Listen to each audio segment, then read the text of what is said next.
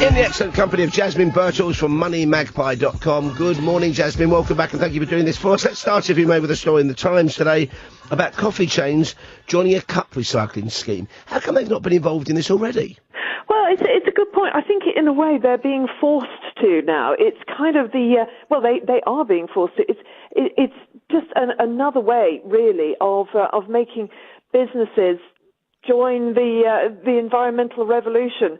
As we know, we've had supermarkets being forced to charge for plastic bags, and that's made a big difference, certainly to the number of bags that have been used, and that's really great for the environment. So now the next thing is cups with the coffee shops. Well, about time too, you might think. Staying with the Times, 100 million electric cars on the road within 2 decades, say BP, but will that improve the environment? Will that help combat pollution, do we think? I think it will, yes, absolutely. As we know, cars are such a big source of pollution, although aeroplanes are as well.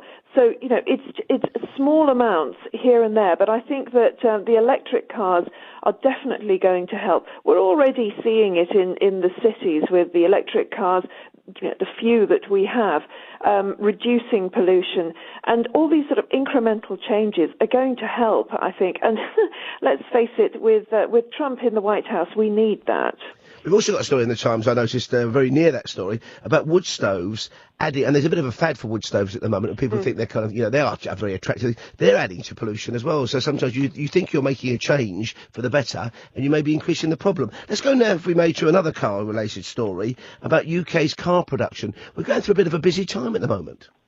Yes, absolutely. This I think is reflected also. It's not just a car production, but reflected in the FTSE. It is pretty amazing when you think, the Dow Jones is up, the FTSE is up. Quite a lot of our companies are doing nicely, thank you very much, because of the low sterling. Of course, other companies are having problems because of low sterling, because a lot of the things that they are buying, the raw materials they're having to import. And I think, ultimately this is going to impact on car production. I mean, even though we're doing well at the moment, we're increasing our production, a lot of the raw materials we have to import. So, although the production's up, I think this is something that we need to consider going forward if sterling stays low. Also, we've got the Co-op, which likes to present itself as a kind of ethical grocer, an ethical organisation. They're threatening to ban John West tuna. Is this because of the way the tuna's caught in some cases, Jasmine?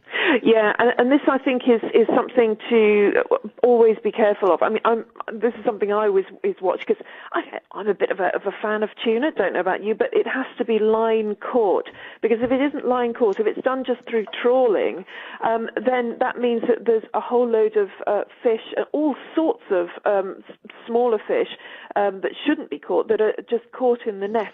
It's environmentally unsound. And yeah, I think that if the Co-op is saying that they're unhappy about the way John West tuna is found, then it's something to be considered. Also, I know dolphins can be killed because, unwittingly, unnecessarily, because they're catching these things with those great big nets. And finally, let's end with, I suppose this was only a matter of time. I don't really think anybody particularly wants to smell like David Beckham or smell like Britney Spears, and it does seem as if the public's falling out of love with those celebrity-endorsed or named-after perfumes. Oh, thank goodness, absolutely. I mean, I remember when Jade Goody had one, and I thought, really, and all of these, as you say, do you really want to smell like David Beckham? Maybe you do, but I think, as you say, maybe we are finally realising that it is packaging.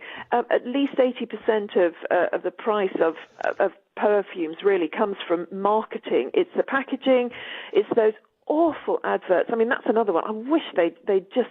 The perfume adverts are, I think, the worst of all the genres.